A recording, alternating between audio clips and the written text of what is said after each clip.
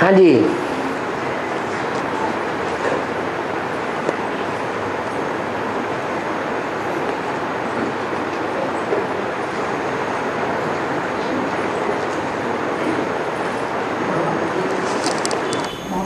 Gallery के बारे में बताए ना, है। गैलरी के बारे में बताए ना बाबा। हाँ, गैलरी और ऊपर की गैलरी, ऊपर की गैलरी और नीचे की गैलरी। हाँ जी, चंद्रवंशी गैलरी और सूर्यवंशी गैलरी, ऊंची वाली गैलरी और नीचे वाली गैलरी। कौन सी में ज्यादा होते हैं और कौन सी गैलरी में कम होते हैं? नीचे वाली गैलरी में ज्यादा और ऊपर वाली गैलरी में कम होते हैं।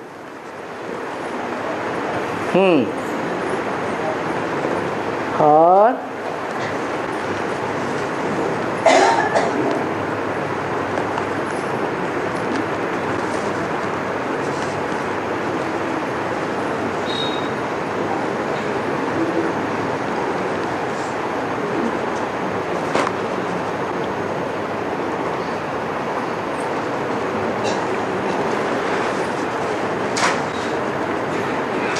हाँ जी, मनुष्य शरीर तीन, एक आत्मा निवास। तेलुगुलो चप्पू।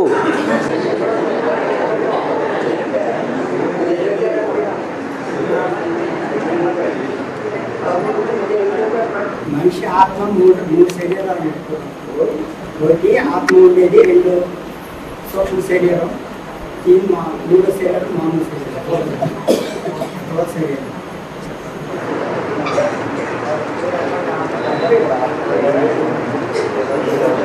क्या बोला? रिपीट करो तेलुगु में। శరీరం మూడు రకాలు, तीन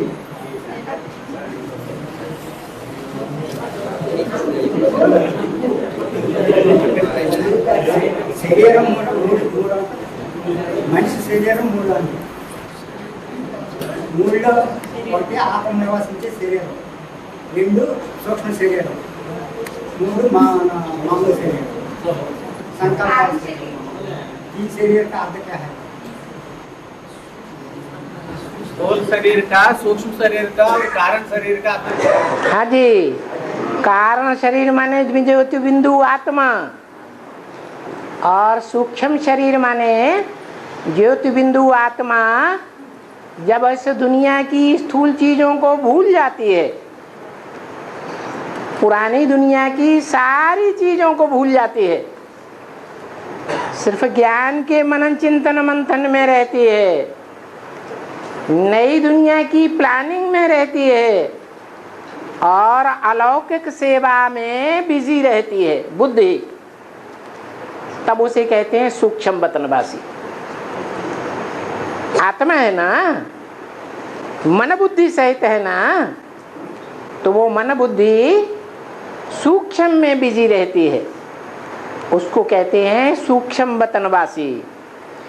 और तीसरा रूप है स्थूल शरीर में रह करके जो स्थूल कर्म इंद्रियों से कर्म करते हैं, वाचा में आते हैं, आँखों से देखते हैं, वो सब है स्थूल शरीर। और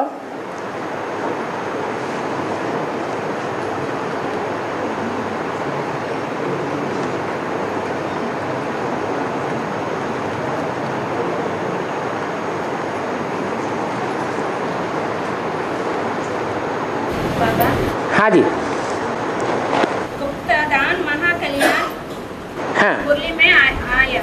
हाँ जी। एक वो हाथ से दूसरे हाथ के लेने से क्या प्राप्ति? एक हाथ देने वाला और दूसरा हाथ अकेला लेने वाला, तो उस गुप्त दान में ज्यादा प्राप्ति होती है।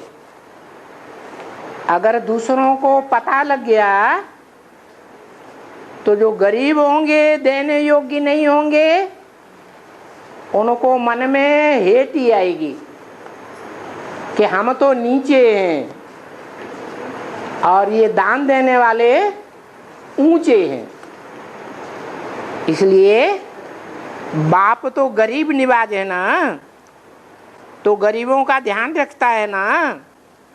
इसलिए ये नियम बना दिया कि एक हाथ देने वाला और दूसरा लेने वाला। जो गरीब हैं उनको देने वालों का और लेने वालों का कोई पता नहीं चलना चाहिए। और बाबा, हाँ, मानव सेवे माधव सेवा, मानव सेवे माधव सेवा इसका। हाँ, मनुष्य जो है वो सब आत्माएं हैं। मनुष्य बेहद के बाप के बच्चे हैं और उन मनुष्यों के अंदर जो आत्मा है वो भी बेहद आत्माओं का बेहद बाप का बच्चा। तो परिवार की अगर सेवा की तो जैसे बाप की सेवा कर दी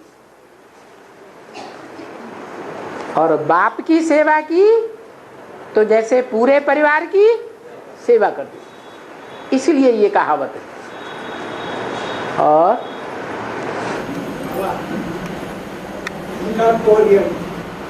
क्या है?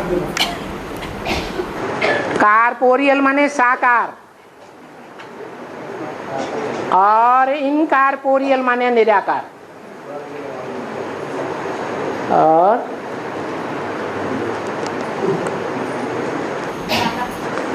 हाँ जी, घर वाले मधुबन बहन जी का पैसे देने से उनका क्या प्राप्ति है? गुप्त प्राप्ति नहीं करते। क्या? मधुबन बहन जी की पैसे देने गुप्त प्राप्ति नहीं। बोला तो है एक हाथ देने वाला और मधुबन में जो भी निमित्त है वो एक हाथ लेने वाला। निमित्त किसने बनाया? बाप ने निमित्त बनाया। तो उस हाथ को देने में कोई हर्जा है क्या? नहीं। इसलिए एक ही लेने वाला है, एक ही देने वाला है, वो गुप्तदानी है। और फिर दूसरी बात, जो भी आप देते हैं वो बंद कबर में देते हैं, खुले हुए कबर में नहीं देते हैं। तो जो भी निमित्त मात्र को दिया वो आपने खोल करके दिया क्या? उसकी जान में तो नहीं आएगा, उसे भी पता नहीं चलेगा, वो सीधा बाप के खजाने में पहुंचेगा।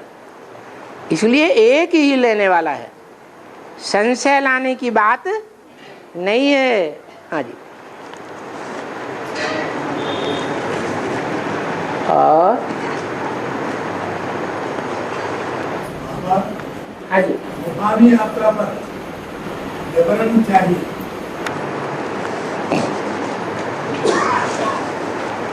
जब हम रूह बन करके बैठते हैं, मन देह को भूलते हैं और भ्रकुटी के मध्य में ज्योति बिंदु आत्मा की याद में रहते हैं या प्रैक्टिस करते हैं ज्योति बिंदु आत्मा को याद करने की, तो जैसे हमारी रूहानी यात्रा शुरू होती है और फिर आत्मिक स्थिति में रह करके जो साकार में निराकार बाप आया हुआ है उससे बुद्धि का कनेक्शन जोड़ते हैं। आत्मा का मिलन बुद्धि के द्वारा किससे करते हैं? साकार में आए हुए निराकार बाप से कनेक्शन करते हैं। तो हमारी उस समय रूहानी यात्रा हो जाती है। बेसिक में जब थे तो साकार में आए हुए निराकार बाप का हमें परिचय नहीं था। उस समय हम समझते थे कि हम आत्मा ज्योति बिंदु और हमारा बाप या तो ब्रह्मा के तन में आया हुआ है या तो परमधाम वासी है, क्योंकि मुरली में बोला है ब्रह्मा है बैल और बैल पर सदैव सवारी नहीं होती है। तो जब ब्रह्मा रूपी बैल पर शिव सवार नहीं होगा तो कहाँ होगा फिर? है कहाँ का वासी है?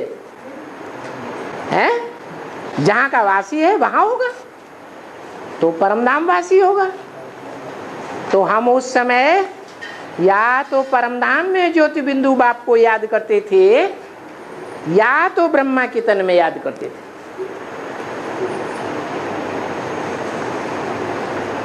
फिर सन 76 में 76 में बाप का प्रत्यक्षता वर्ष मनाया गया और उसके बाद नंबरवार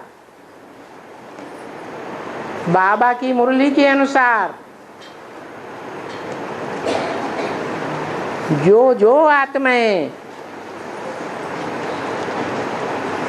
आत्मा रूपी सुई की कट को उतार कर बेसिकली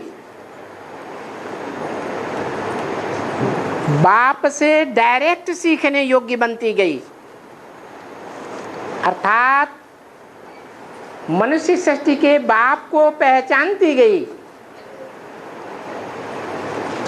वो फिर साकार में निराकार को याद करने की योग्य बन जाती है। क्योंकि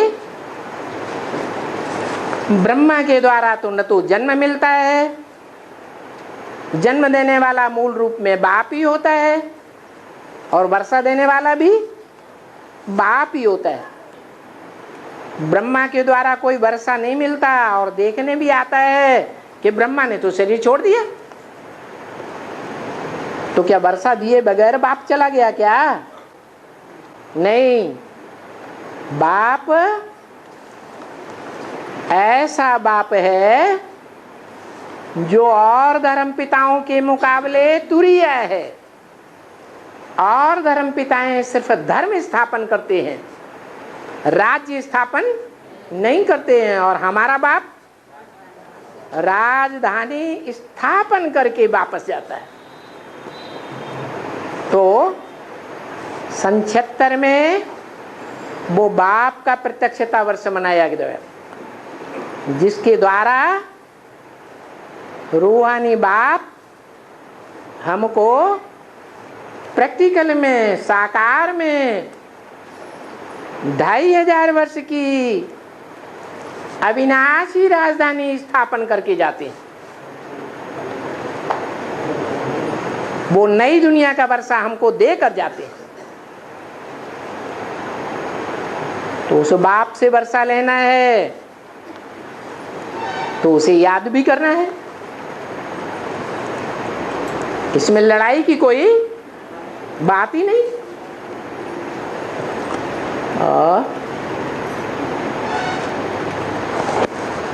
हाँ जी, क्लास पहले एक वाक्य है कि हम पर्सनल मुलाकात का दूर रहते हैं, इसलिए अव्यक्त मिलन का तो प्रयत्न करो बोल के गई जी ने बोला।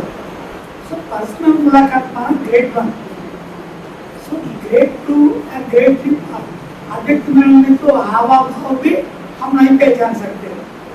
फिर सैटिस्फैक्शन कैसे रहते बाबा? मना पर्सनल मुलाकात अनिवार्य है। अच्छा, लक्ष्मी वर्षा लेती है या नहीं लेती है? नहीं लेती? लेती है। कितनी पर्सनल मुलाकात करती है? करती है? नहीं करती है। तो बाप अव्यक्त बाप दादा ने, एक मिनट, सन 69 से लेकर के और 76 तक लगातार जोर लगाया कि बच्चे अव्यक्त बन करके अव्यक्त बाप से मिलन मनाओ। लेकिन इस बात पर कोई बच्चों ने ध्यान नहीं दिया। फिर बाप साकार में प्रत्यक्ष हो गया, परंतु साकार में आने पर भी सब बच्चों से एक साथ तो मिलन नहीं हो सकता। इसलिए अव्यक्त वाणी में आखिरी इन बाप दादा को कहना पड़ा, अब पर्सनल मुलाकात बंद होती है। अभी थोड़ा समय रह गया। बाप की प्रत्यक्षता अव्यक्त में होगी या साकार रहने से होगी?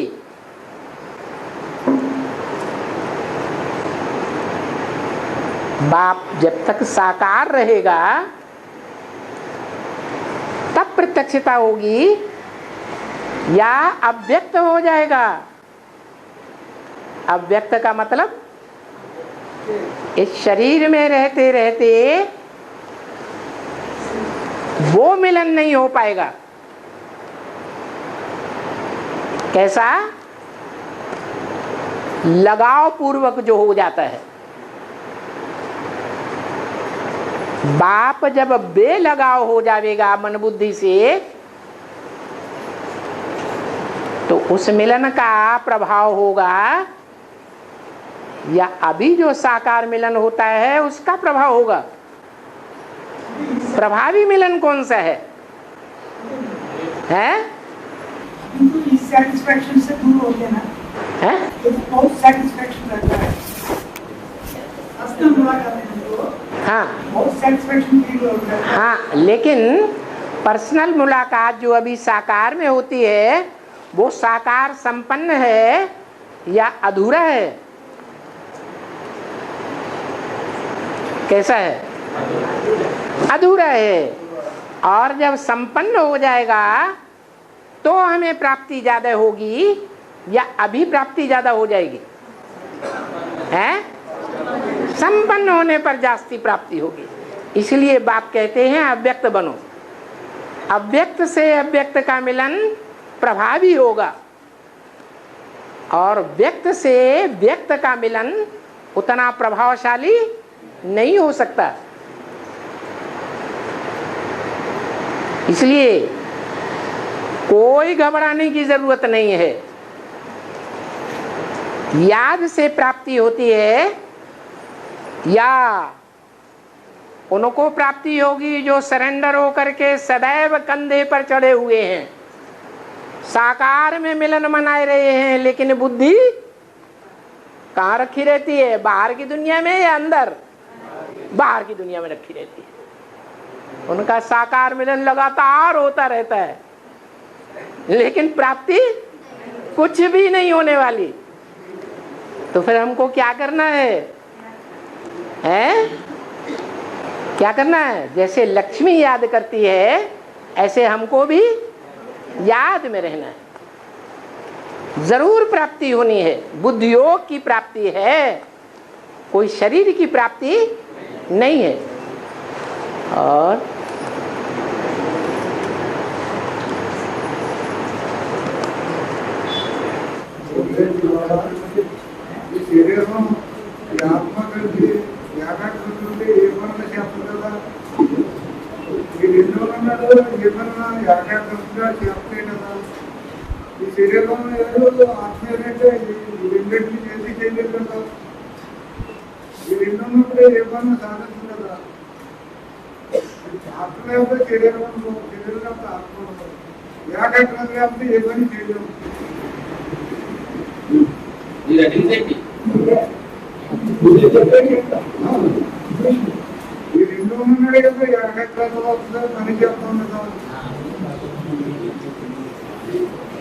हाँ जी,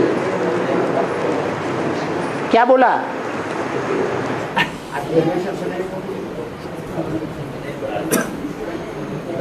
वो शरीर चाहिए, आत्मा भी चाहिए। है? शरीर अलग है, आत्मा अलग है। अलग है, ये दोनों चाहिए, दोनों चाहिए। दोनों मिलने से भी काम करते हैं। पुरुषार्थ करने के लिए शरीर भी चाहिए और आत्मा भी चाहिए। हाँ, दोनों अलग अलग होने से अलग अलग नहीं होते हैं अव्यक्त स्टेज में। जब शंकर संपन्न स्टेज में आ जाता है या जो भी अष्ट देव संपन्न स्टेज में होंगे तो शरीर के अंदर आत्मा होगी या नहीं होगी?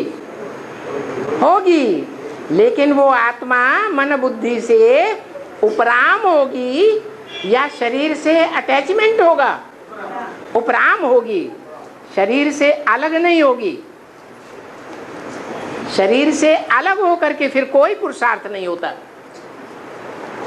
ये बात ठीक है, लेकिन शरीर में रहते हुए भी आत्मा शरीर के अटैचमेंट से उपराम हो सकती है और तभी सब प्रकार की सिद्धियां मिलती हैं। और कोई भाई को अनुवाद तो कर दो तेलुगु में। करेगा बाबा। हाँ,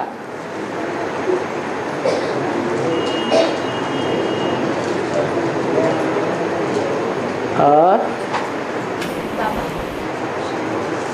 श्रीनाथ का जगन्नाथ का अर्थ मुरली में बाबा बोलते हैं। श्रीनाथ माना श्रेष्ठात्माओं का नाद, जगन्नाथ माना जगत के नाद। हाँ।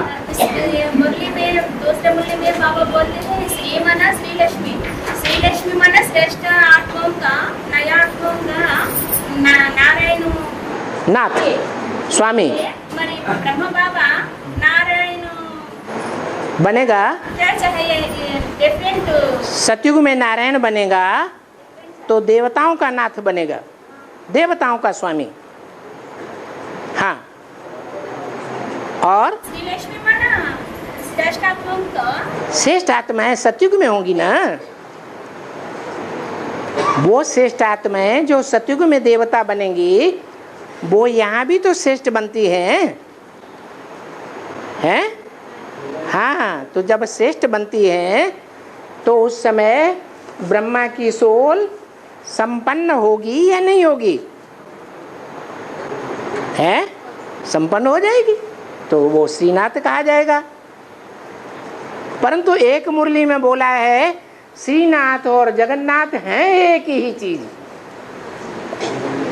कैसे? जो श्रीनाथ वाली आत्मा है वो जगन्नाथ में प्रवेश करती है, इसलिए एक ही शरीर से दो आत्माएं पार्ट बजाती। तो एक ही हुए या दो अलग अलग हुए? एक ही हुए। फिर बोला परंतु जैसा देश वैसा वेश बनाया जाता है। तो जब श्रेष्ठ आत्माओं का संग होता है तो उनको श्रीनाथ कहा जाता है। ब्रह्मा बाबा जब श्रेष्ठ आत्माओं के साथ थे, जो भोली भाली आत्माएं थी, बुद्धिवादी नहीं थी, रुद्रमाला के मणकों की तरह,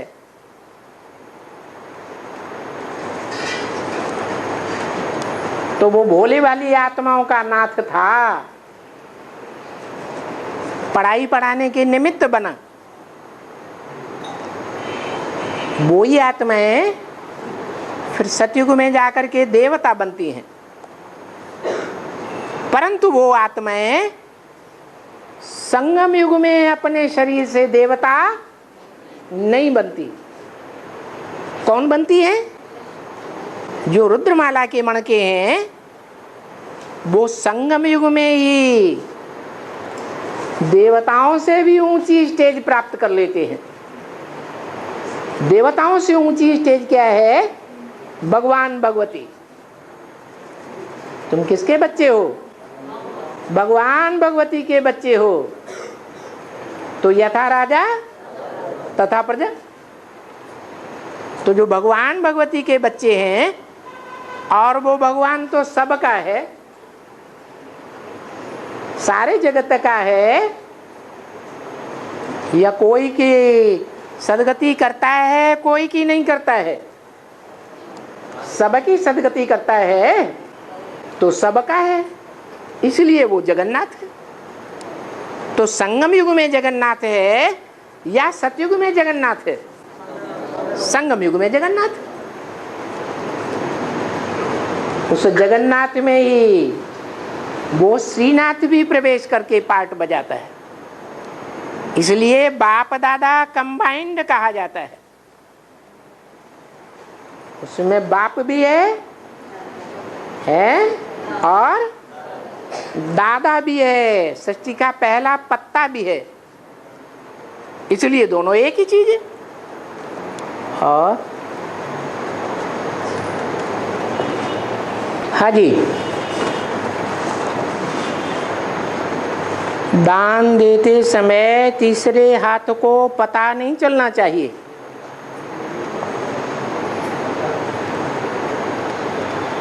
नहीं तो प्राप्ति कम होगी। तो बाबा जो लोग मधुबन बनाने के लिए घर देते हैं उनका दान तो गुप्त नहीं रहता है, तो क्या उनको प्राप्ति कम होगी क्या?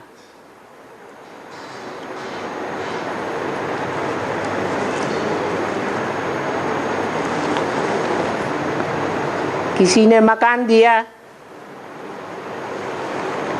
चुपचाप जाकर के रजिस्ट्रार ऑफिस में रजिस्ट्रेशन कराई दिया,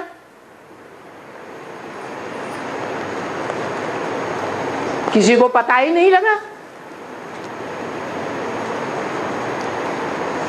लेने वाले को पता चला और देने वाले को पता चला, तो प्राप्ति नहीं होगी क्या? होगी या नहीं होगी? दूसरी बात, कोई ने मकान बनाया, आओ भाई तुम भी सहयोग दो, आओ भाई तुम भी सहयोग दो। तो कोई ने धन का सहयोग दिया, कोई ने तन का सहयोग दिया, कोई ने लोहे का सहयोग दिया, कोई ने सीमेंट का सहयोग दिया। तो दूसरों को पता चलेगा या नहीं चलेगा? है, चलेगा। और देने वाले ने, जो मकान बनाने वाला है, उस मकान के ओनर को सहयोग दिया, मकान ओनर की प्रॉपर्टी बनी या शिव बाबा की प्रॉपर्टी बनी? प्रॉपर्टी किसकी बनी है? बाबा की बनी। बाबा तो लेता ही नहीं किसी का मकान, ब्रह्मा कुमारियां लेती है। बाबा तो ज्यादा से ज्यादा ईश्वरीय सेवा करने के लिए 10-12 वर्ष के लिए लेता है, या जो जितने साल के लिए दे। तो प्रॉपर्टी किसकी बनती है? ऑनर की बनती है। तो किसको दिया? दिया किसको? अरे मिटमेट को दिया या शिव बाबा के यज्ञ में दिया? अरे किसको दिया? देहधारी को दिया या निराकार को दिया? देहधारी को दिया। तो उसका हिसाब किताब देहधारी से बनेगा तो जरूर, क्योंकि ये लेन देन का हिसाब किताब होता है। जिसने जो दिया उसको इस जन्म में नहीं तो अगले जन्म में भर करके जरूर देना पड़ेगा। नहीं देना पड़ेगा? लेन देन का हिसाब किताब नहीं होता है, हिसाब किताब होता है। तो अंतर पड़ जाता है। अब जिसमें जितना ज्ञान होगा उतना गहराई से काम करेगा, ज्ञान कम होगा लेकिन मान मर्तबा लेने के लिए आदि हो चुका है जीवन में। भक्ति मार्ग में भी मान मर्तबा लेता रहा, तो वो आदत पड़ी हुई है कि हमें मकान जरूर बना करके देना है यज्ञ में, ताकि ब्राह्मणों की दुनिया में हमारा नाम वाला हो जाए।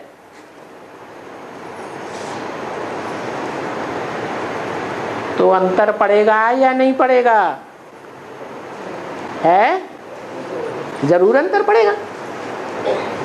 अगर यहाँ का यहाँ ही मान मर्तबा ले लिया, दान तो दिया, लेकिन पब्लिक के बीच में मान मर्तबा ले लिया, तो वहां मान मर्तबा कम होगा या ज्यादा होगा?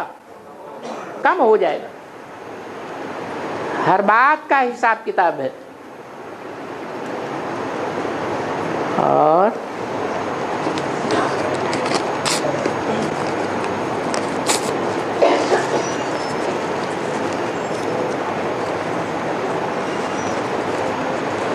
हाँ जी,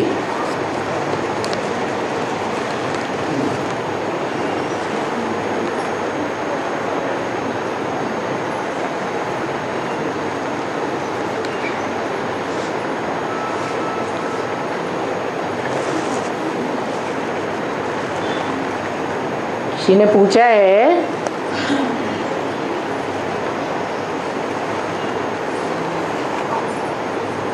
कोटिलिंगेश्वर, करोड़ों लिंगों का ईश्वर, उस कोटिलिंगेश्वर के साथ करोड़ों लिंगों की पूजा क्यों होती है? इसलिए होती है कि आदि में श्रेष्ठ होते हैं या अंत में श्रेष्ठ होते हैं?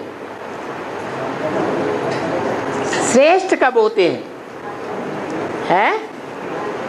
आदि में श्रेष्ठ होते हैं और अंत में वो ही तमो प्रधान बन जाते हैं, नीचे गिरते हैं। तो सतयुग में होते हैं, सतयुग के अंत तक 2 करोड़,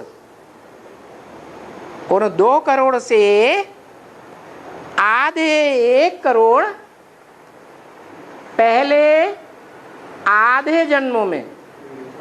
कितने जन्मों में? आधे माने कितने? 4 जन्मों में श्रेष्ठ आत्माएं होती हैं जो परमधाम से उतरती हैं, और बाद के सतयुग के 4 जन्मों में उनके मुकाबले 2 नंबर की आत्माएं होती हैं, क्योंकि सतयुग के अंत में कितनी कलाएं कम हो जाती हैं? 2 कलाएं कम हो जाती हैं। इसलिए कोटि लिंगों का भी गायन है, 2 कोटि का नहीं, कोटि का गायन है। और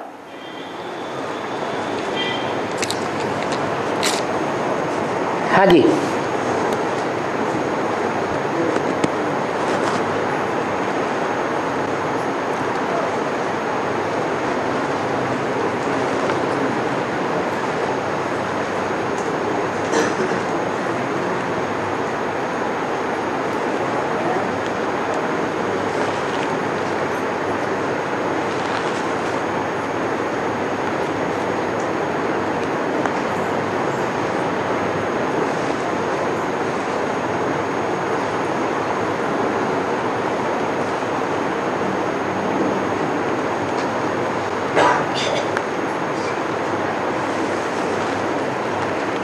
अरे तेलुगु में बोल दो।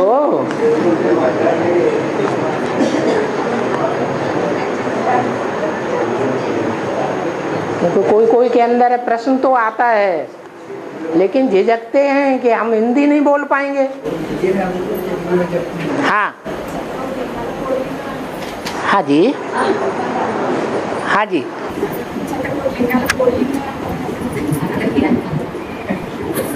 हैं? बोर्ड है?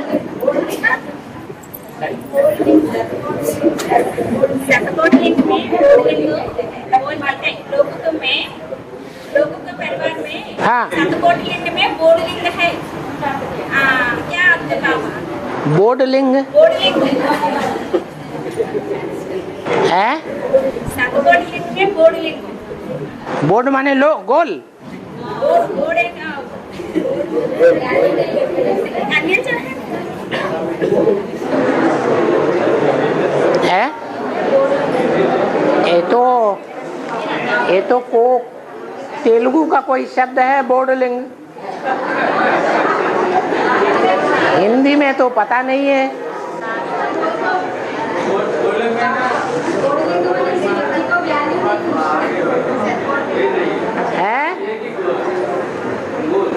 एक ही गोलाई है, क्या नहीं है?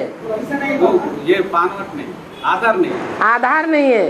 ये बोलिंग अकेला लिंग। He is of no use. Sanskrit speaking, he is of no use. Useless है। बोर्डलिंग माना कुछ काम का नहीं होता है, ऐसा। आधार नहीं, किसी कहीं रखा नहीं है, हैं? सभी का आधार लेते किसी को भी उपयोग नहीं करते उनसे, वो तो सभी को यूज कर सकते हैं। उसको बोर्डलिंग कहते हैं। बोर्डलिंग की वैल्यू नहीं, वो तो ठीक बात है। जो निराकार शिव ज्योति बिंदु है वो ही बोर्डलिंग है, उसकी कोई वैल्यू नहीं सबका कल्याण करेगा, है। सबका कल्याण करेगा ना, वो किसी का भी कल्याण नहीं करेगा। उसकी कोई वैल्यू नहीं है, क्योंकि उससे कोई वर्षा नहीं मिलता। सारी सृष्टि के 500-700 करोड़ मनुष्यों को वर्षा तभी मिलता है जब वो आत्माएं झाड़ के ऊपर बैठे हुए शंकर को, जो मनुष्य सृष्टि का पिता आदम है, उसको पहचान लेती है, तब वर्षा मिलता है। उस साकार में आए हुए निराकार से वर्षा मिलता है, वो बोर्डलिंग नहीं है।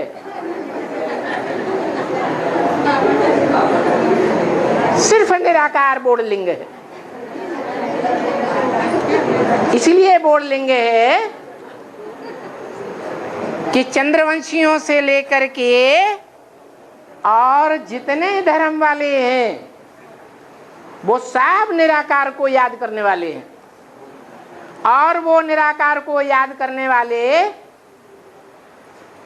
उस बाप से जो वर्षा पाना चाहिए वो प्राप्त नहीं करते हैं। 16 कला संपूर्ण वो डूब जाते हैं।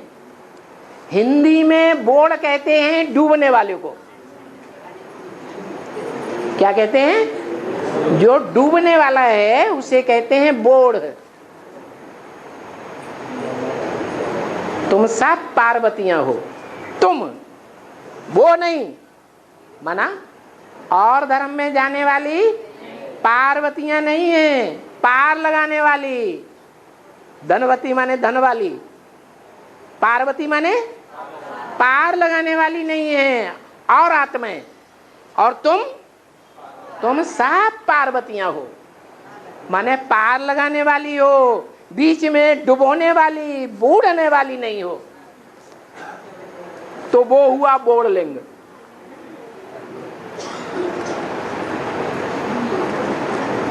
तुम पार्वती हो गए। क्यों? क्योंकि तुमने साकार में निराकार को जान लिया, इसलिए पार्वती हो। वो सब बूढ़मती हैं। मति बुद्धि कैसी है? उनकी सबकी बुद्धि डुबोने वाली बुद्धि है, और तुम्हारी पार लगाने वाली बुद्धि है। तो ये तो बहुत बढ़िया शब्द निकाला, बोर्डलिंग, जिसे तेलुगु वाले ही जानते हैं। क्या? जिनको आंध्रा नाम दिया है वो ही जानते हैं, जो सागर के किनारे रहते हैं। और कोई देश, कोई स्टेट भारत का नहीं है जो सागर के सबसे नजदीक रहता हो। और सबसे जास्ती प्रमाण में सागर के नजदीक रहता हो। तो देखो आंध्राई बोर्ड लिंग का अर्थ जानता है। और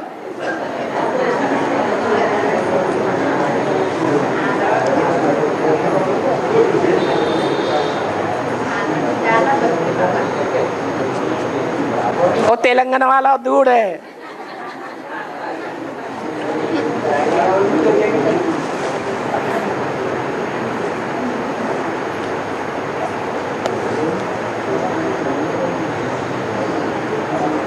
और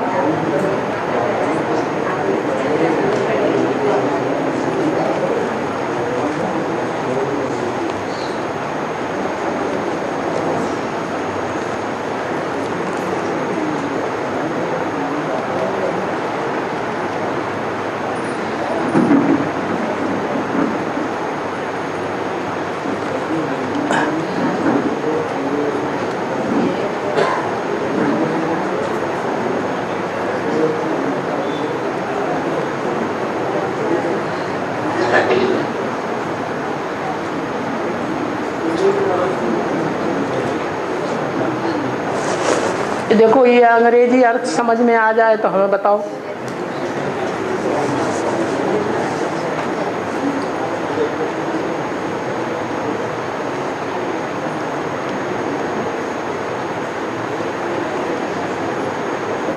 लहसुन जो है ना, है लहसुन, लहसुन। हाँ हाँ वो खून को प्यूरिफाई करता है। हाँ फिर वो बीपी को डाउन कर देता है। है, बीपी को भी कम कर देता है। हाँ तो उसको क्यों नहीं खाना है? क्योंकि लहसुन जो खून को प्योरीफाई करता है वो खून में उत्तेजना भी लाता है, और खून में उत्तेजना आने से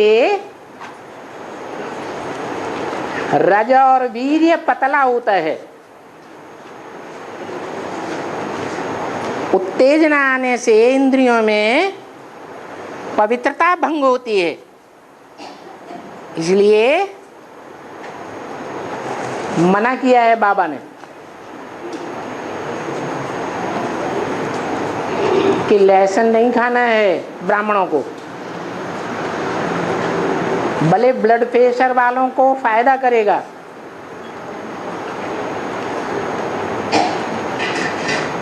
जब तक उनमें वो बीमारी है।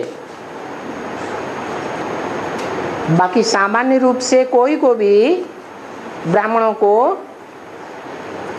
लहसुन और प्याज नहीं खाना चाहिए, उत्तेजक होने के कारण।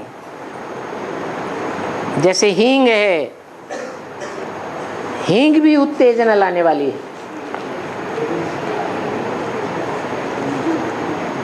भूख को बढ़ाने वाली है,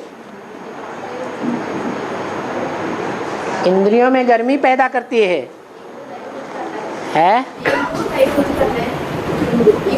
हाँ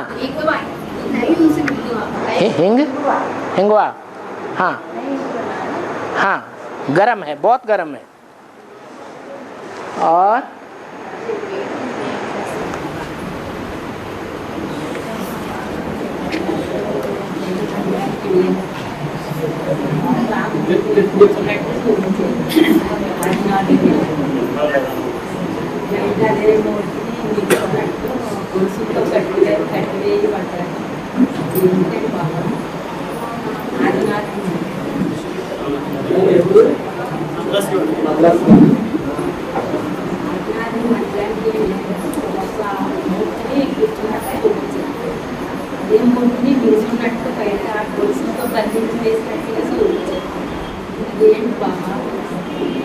चेन्नई गई मैंने, चेन्नई में एक मूर्ति को आदिनाथ मूर्ति को ऐसे पकड़ लिया और दो मूर्तियों को जल्दी से बंद के रखी। क्या आता है? चेन्नई में, हाँ आदिनाथ में बंद करो। आदिनाथ को बंद कर दिया। मंदिर में बैठा हुआ दिखाया, बाहर में मंदिर में मूर्तियों को बैठा हुआ दिखाया, हाँ बाहर में जंजीरों से बांध करके दिखाया। हाँ ऐसे लोगों को। हाँ ये जगन्नाथ जो है वो ऐसा ही पार्ट बजाने वाला है। बाहर की दुनिया में है तो कांटों के जंगल में है, जेल में है। जैसे जेल में 3 पैर पृथ्वी मुश्किल से मिलती है, ऐसे ही जगन्नाथ को इस बाहर की दुनिया में 3 पैर पृथ्वी ठहरने के लिए नहीं मिलती। अगर एक जगह रहेगा तो भस्मासुर उसके ऊपर सवार हो जाएगा। इसलिए दिखाया है कि बाहर की दुनिया में जब तक है जगन्नाथ तब तक वो बंधन में है, बंधायमान है, जैसे जेल में है। जैसे कृष्ण भगवान को जेल में दिखाते हैं। प्रत्यक्षता रूपी जन्म होने से पहले जेल में है, और जब प्रत्यक्ष हो जाता है तो दुनिया की नजरों से गुप्त हो जाता है। प्रत्यक्षता पहले पहले 8 के बीच में होगी या सारी दुनिया के बीच होगी? तो दुनिया से गुप्त हो जाएगा या दुनिया के सामने प्रत्यक्ष हो जाएगा? गुप्त हो जाएगा। और है जब काकी का नाड़ा बहुत लंबा हो जाएगा है। हाँ, अभी काकीनाडा में एक ही सेंटर है, फिर बहुत हो जाएंगे। हाँ, पंचवट वृक्ष क्या आता है? पंचवट वृक्ष, पंचवटी। हाँ, राम को जब वनवास हुआ तो लंबे समय तक पंचवटी में रहे। बट माने वृक्ष, जैसे हमारा कल्प वृक्ष झाड़ का वृक्ष है, इसमें तो सारी दुनिया के 500-700 करोड़ मनुष्य दिखाए गए। बट वृक्ष जिसका यादगार कलकत्ते में दिखाया गया है, बनियन ट्री। ऐसे ही 5 वृक्ष मिलकर के जहां इकट्ठे होते हैं उस स्थान का नाम रख दिया है पंचवटी। पंचवटी माने 5 पांडव रूपी वृक्ष, उनकी छत्र छाया में सीता निवास करती थी। सीता के साथ राम और लक्ष्मण भी निवास करते थे। तो ये पंचवटी कोई दूसरी वटी नहीं है, 5 पांडवों का संगठन दिखाया गया।